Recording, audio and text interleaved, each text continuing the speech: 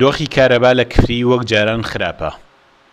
هەندێک ڕۆژ کارەبای نیشتمانی لە شەو ڕۆژێکدا کەمتر لە 10 کاتژمێر دەدرێتە هاوڵاتی. ئەم بابەتە بۆتە جێی نیگەرانی خەڵک.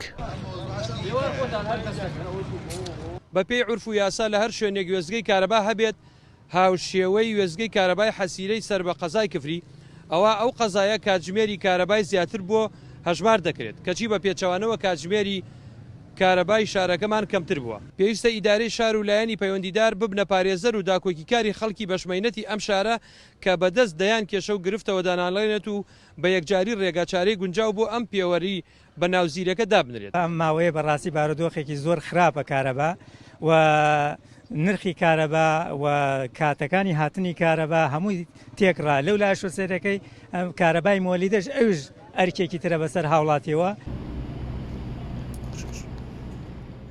ئەمە وێستگەی بەرهەمهێنانی کارەبای گەرمیانە و 165 مێگا کارەبای بۆ هەرێم زیاد کردووە. بەڵام کفری کێشەی کارەبای نەبڕاوەتەوە. ئیدارەی شار دەڵێت کفریش وەک شارەکانی ترە و بگرە زیاتریشی بەرکەوتووە. نرخی کارەبا نرخێکی گشتیە، ینی ئەوە لە سەروی ئێمە دیاریکراوە نرخەکە نرخێکی گشتی، ینی لە هەولێر چۆنە لە سلەیمانی چۆنە لە گەرمیانی شار بەم جۆرەیە. ئەو بابەتە پەیوەست نییە بە تەنها کفریەوە، کەمی و زیادی کارەباش هەر ئاینیشت بابەتێکە پەیوەستە بە کۆنتترۆلی کارەباوە. کۆنتترۆلی کارەبا ئەو کەمیەتی کە ئیدا بە کفری و ئەو کاتانەی کە تەوزیعەکە بە سەرفی دەرەکانە کفری بە حەجمی خۆی و بە حەجمی ئەو یەگایش کە لە مانگی حەوت من هەر بۆ ئەم کەناڵە قسەم کرد حەجمی یەگای کفری زیادی کردووە لە 25 بۆتە 39.